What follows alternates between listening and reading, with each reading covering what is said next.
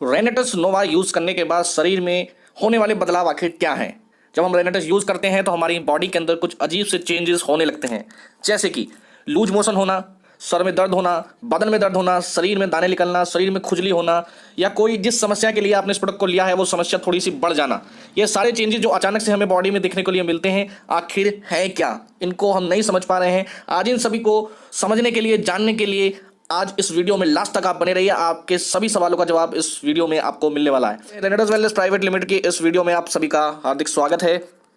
दोस्तों, सबसे पहले हमें ये समझना है कि जब रेनेटस नोवा हम खा रहे हैं तो एक प्रकार का ये आयुर्वेदिक प्रोडक्ट है, प्राकृतिक प्रोडक्ट है। और जब प्रकृति अपना काम करती है तो उसका काम करने का तरीका जो होता है वो नेचुरल तरीका होता है। और नेचुरल तरीका क्या है? सबसे पहले ये प्रोडक्ट आपके बॉडी में एंट्री करने के बाद आपकी क्लींजिंग पे काम करता है, आपकी सफाई के ऊपर काम करता है। ये सफाई होती कैसे, हम इसको एक बार समझ लेंगे तो होने वाले चेंजेस हमें ऑटोमेटिकली समझ में आने वाले हैं।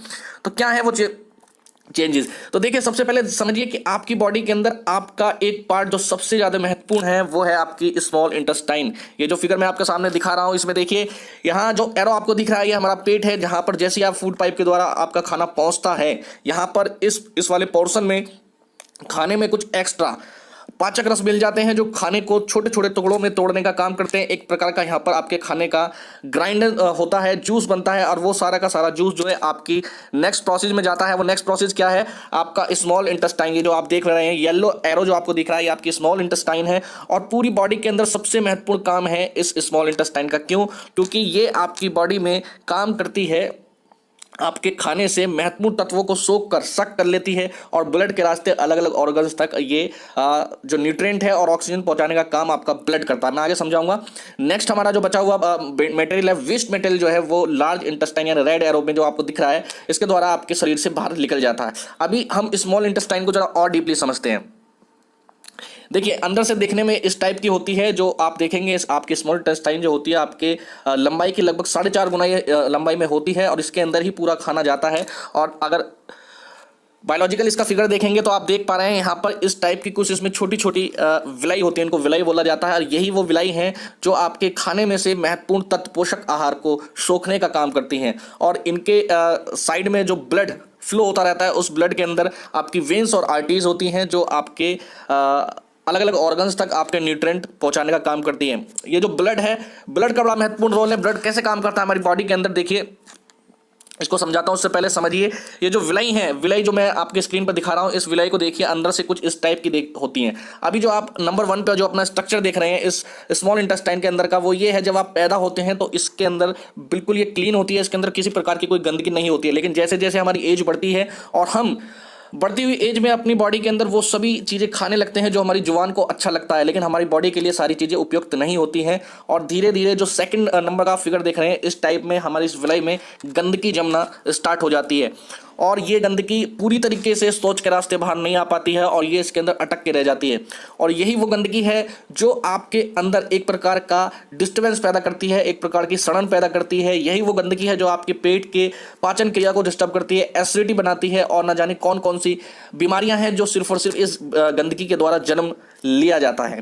थर्ड फेज में आप देख रहे हैं यहाँ पर, जैसे ही आप इस प्रोडक्ट को खाना स्टार्ट करेंगे तो थर्ड फेज में हमारा ये प्रोडक्ट सबसे पहले इस गंदगी को निकालने का काम करते हैं।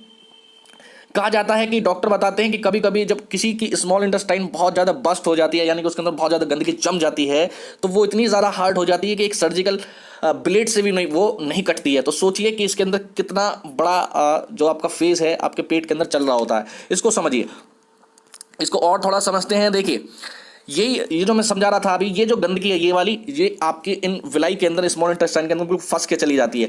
अब ये इसके साइड के अंदर ये ब्लड फ्लो होता रहता है, ये ब्लड एक ट्रांसमिशन का काम करता है। लेकिन जब ये गंदगी बहुत ज़्यादा बढ़ जाती है तो धीरे धीरे जो ब्लड के रास्ते आपके न्यूट्रिएंट जाने चाहिए थे वो सारे के सारे इस गंदगी में मिलने लगते हैं। यानी कि जब गंदगी फ्लो बहुत ज़्यादा बढ़ जाती है तो ब्लड में धीरे धीरे इसका मिलना शुरू हो जाता है। ये ब्लड के अंदर भी धीरे धीरे पहुंचना स्टार्ट हो जाती है।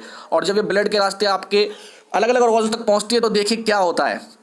सबसे पहले जब आपकी बॉडी के अंदर इसकी क्वांटिटी ज़्यादा हो जाती है तो नॉर्मली ये आपकी स्मॉल इंटेस्टाइन दिख रही है आपकी स्क्रीन पर, ये देखिए पहले नंबर पे ए पर देखिए ये इस तरह की होती है। लेकिन और ज़्यादा जब इसमें गंदगी बढ़ जाती है तो यहाँ देखिए बी में क्या हाल होता है और सी में ये एक तरह का इसके अंदर अल्सर बन जाता है। अब देखिए हमारा जो ब्लड है वो एक तरह का बस ट्रांसमिशन की तरह काम करता है। जैसे एक बस है, अलग अलग स्टेशन से सवारियों को उठाती है और अलग अलग डेस्टिनेशन पर उन सवारियों को छोड़ती हुई चली जाती है। इसी तरीके से हमारी बॉडी के अंदर हमारा जो ब्लड है, ये दो चीज़ें हमारी बॉडी में ट्रांसमिशन करने का काम करता है। वो क्या है? Nutrient and oxygen. जब आप जो खाना आप खा रहे हैं, उस खाने के अंदर जो महत्वपूर्ण तत्व है, एक तो ब्लड के रास्ते वो जाते हैं, दूसरा आप जो सांस ले रहे हैं उसके अंदर जो ऑक्सीजन है, वो ऑक्सीजन इस ब्लड के रास्ते ट्रांसफर होती है आपके अलग अलग ऑर्गन्स तक।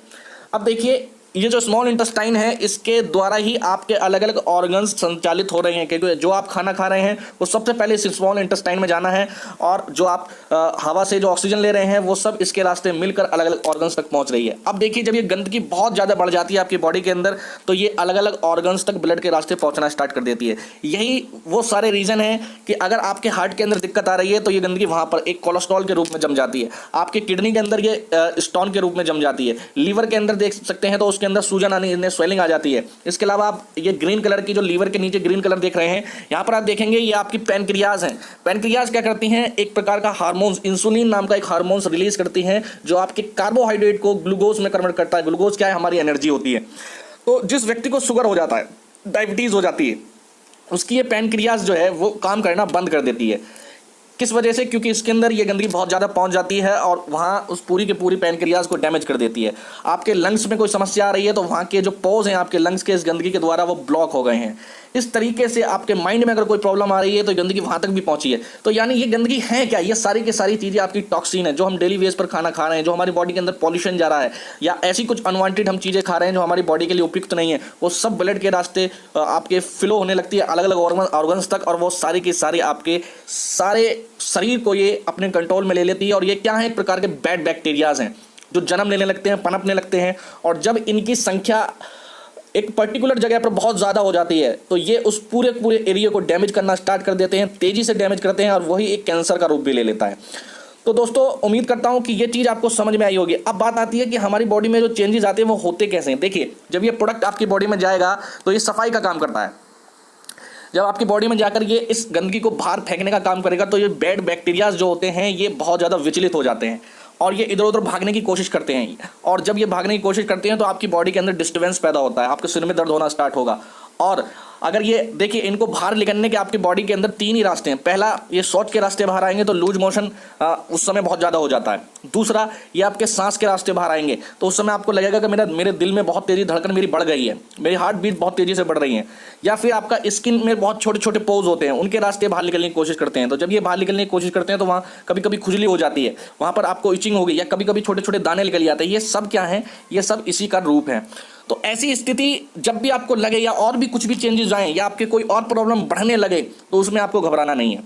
आप ये समझिए कि आपकी बॉडी की क्लींजिंग हो रही है, और ये जब जितनी तेज़ी से काम करेगा उतनी तेज़ी से आपकी क्लींजिंग होगी, और वो आपके लिए एक ऐसा फेज़ होता है जहां आपको ये समझना चाहिए कि मैं और मेरी बॉडी इस समय बिल्कुल ठीक हो रहे हैं। तो उसको आप थोड़ा सा वहाँ पर सब्र रखिए। ये किसी प्रकार के कोई साइड इफेक्ट नहीं है, बॉडी में इस प्रोडक्ट का कोई भी साइड इफेक्ट नहीं है, आपको कोई ज़्यादा डिस्टर्बेंस नहीं होगा इससे। ये सब नॉर्मल प्रक्रिया है, इसको हीलिंग प्रोसेस बोलते हैं। जब आप नेचुरल कोई भी चीज़ लेंगे तो आपकी बॉडी अपने आप को हीलिंग करती है, सफाई करती है अपनी, तो उस समय ये सारे चेंजेस आपकी बॉडी में दिखाई देते हैं। तो दोस्तों, जब भी आपको इस प्रोडक्ट को खाने के बाद कुछ अजीब व गरीब लगने लगे अपनी बॉडी में, कहीं दर्द होने लगे, कहीं इचिंग होने लगे, कुछ और भी दिक्कतें होने लगे, तो उस फेज़ को थोड़ा सा आप वहाँ पर कंट्रोल करिए अपने आप को, और वहाँ पर थोड़ा सा इंतजार करिए। पानी की क्वांटिटी थोड़ा सा बढ़ा दीजिए आप, और थोड़ा गुनगुना पानी पिएंगे तो ज़्यादा बेहतर रहेगा। और 10 से 15 दिन में आप देखेंगे कि आपकी बॉडी में सब कुछ धीरे धीरे नॉर्मल होने लगता है। अभी बात कर लेते हैं कि कभी कभी स्थिति आपको लगती है कि असहनीय हो रही है, कंडीशन ऐसी आ गई कि मेरा दर्द बहुत ज़्यादा बढ़ गया, असहनीय हो रहा है, तो उस कंडीशन में आप क्या कर सकते हैं? तो वहाँ पर आपको कुछ नहीं करना है, आप एलोपैथ की किसी मेडिसिन को यूज़ कर सकते हैं अपने किसी भी प्रोसेस को कंट्रोल करने के लिए, पेन को कंट्रोल करने के लिए, खुजली को कंट्रोल करने के लिए आप दिन में एक टैबलेट को इस्तेमाल कर सकते हैं। इसके अलावा आपको लग रहा है कि ये प्रोसेस थोड़ा लंबा जा रहा है तो अपनी डोज को घटा बढ़ा सकते हैं आप। अगर आप 4 कैप्सूल डेली ले रहे हैं तो उसको 3 करिए, 3 ले रहे हैं तो 2 करिए, 2 ले रहे हैं तो 1 कैप्सूल करिए, और जैसे जैसे आपको लगे कि नॉर्मल स्थिति होने लगी है तो फिर इसको धीरे धीरे बढ़ाइए आप, और इसको डेली 4 कैप्सूल डेली की डोज पर आपको ले जाना है। और सबसे महत्वपूर्ण बात आपकी लास्ट में यही है कि आपको पानी की क्वांटिटी इस दौरान काफ़ी अच्छी रखनी चाहिए।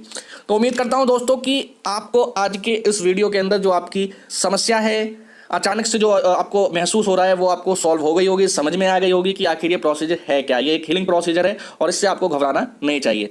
तो उम्मीद करता हूँ आपको ये वीडियो बहुत बहुत पसंद आई है। आपका बहुत बहुत प्यार मुझे मिल रहा है, इसके लिए आपका बहुत बहुत धन्यवाद। और आप हमारे साथ अगर ज्वाइन करना चाहते हैं उस बिजनेस में, तो आप हमारे ग्रुप टीम फ्लेक्स से कनेक्ट हो सकते हैं। और प्रोडक्ट की जानकारी लेने के लिए, प्लान की जानकारी लेने के लिए आप और भी वीडियो देख सकते हैं। थैंक यू, धन्यवाद।